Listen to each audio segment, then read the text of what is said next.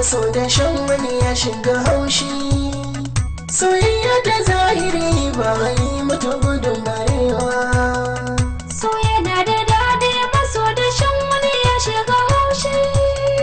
Soyayya ta zahiri ba a yi mata gudun barewa.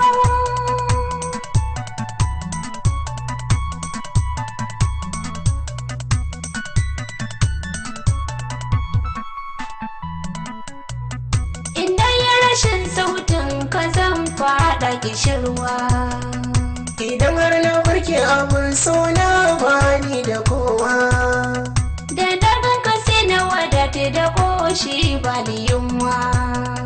Duba kin ga tsuntsun kauna ya zana barewa. Girgita samaniya lubulub ta yi lista na zubar ruwa. Ga itatuwa koraye ɗorowa da tsanwa. Min shagwagwanin sha'awa ga iska yana kaɗawa. Da kauna ta bin jiki an komawa da kanwa. Jikina yana juyar rabar wata soyayya. Na yi adanin soyayya ta bani bai wa kowa.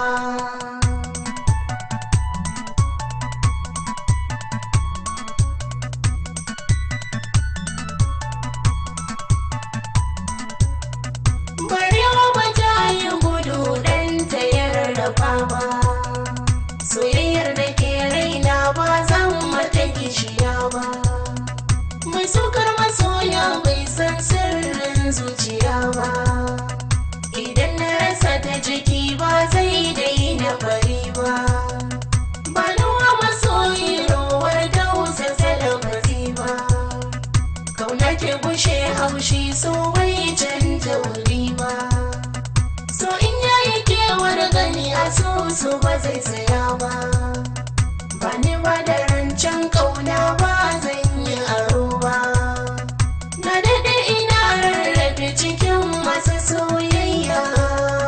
Gashi na yi fincin kau misalin gudun barewa.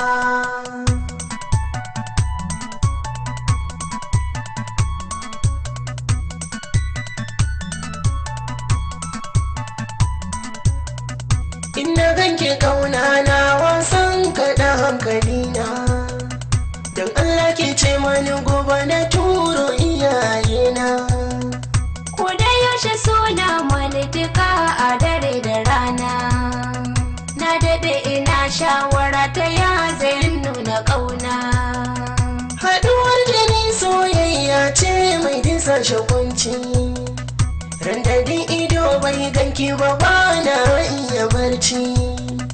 In kai mun maraicin kallo ban iya cin abinci. In ka kulle soyayya ta zan fada maraici. Hamdala muke yi min yautar TV a hanya. Mun rike rukun soyayyar mu ta kanwa da dan uwa.